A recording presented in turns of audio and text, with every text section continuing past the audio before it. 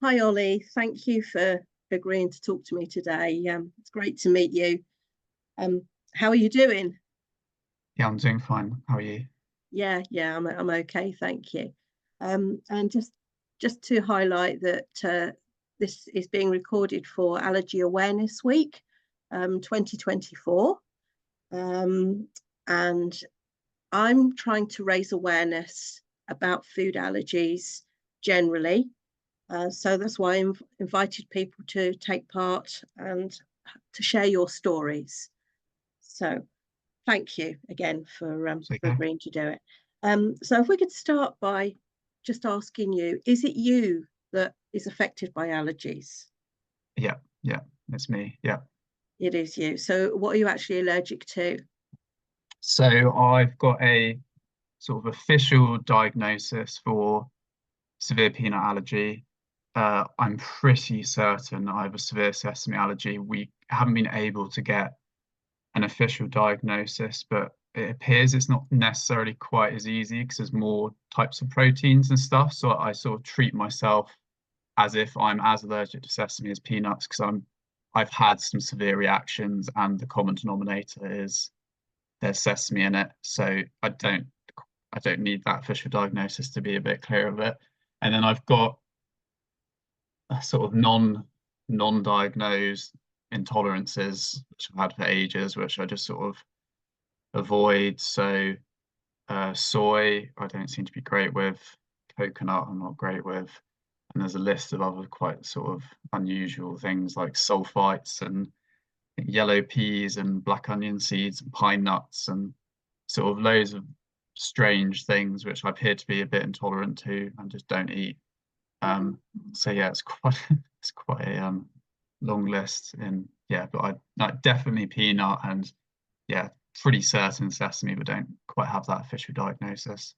Okay. So when you got diagnosed for the peanut allergy, was that a long and difficult process? No, not really. So I also used to have an egg allergy when I was younger, which I outgrew, as quite a lot of children do.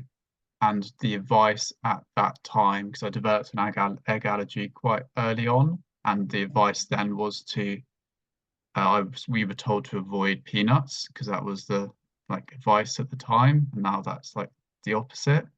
Um, so we did that, and looking back on it now, I had some reactions during my childhood, and it looks like it was peanut allergy that was undiagnosed, and basically the reactions just sort of unfortunately got worse. Like, and what sort of triggered a diagnosis was when I was about 13-ish. I was at one of my friend's house, and I they had some toast, I had some toast, and I used the same knife that they'd used in a peanut butter jar. Like I rinsed it and then put it in butter and had butter because at that point I didn't know I was allergic. But I was just rinsing it because I thought I should maybe be avoiding it.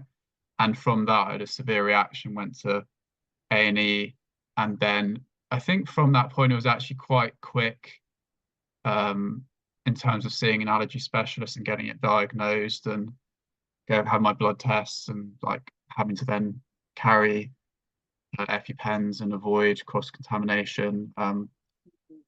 So yeah, in terms of actually from ending up in hospital to the diagnosis, I think was actually relatively quick. Um, so that part of it wasn't too bad, actually, I'd say. Okay. Yeah, because some people have real issues getting even referred to an allergist, and I just wondered if that was the case for you or not, and maybe why you haven't got the other ones diagnosed. I mean, I've tried to get the others diagnosed. I've actually been to see at least the sesame. I don't really bother with the intolerances stuff. Um, but I went to see someone privately for the sesame and had the test, and they couldn't find that I had it, but I appear to react to sesame, so it doesn't really make much sense. I think also it might have been a bit easier to get diagnosed because when I was 13, I was obviously a child or adolescent, however you'd be classified. it seems to be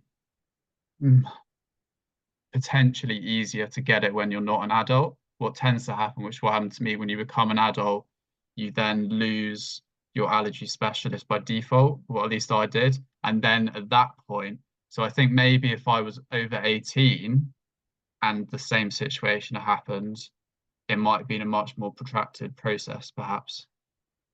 Yeah, I think it might be a sad case of that, because I know moving from pediatric care to adult care is a huge step, and it's just not the same.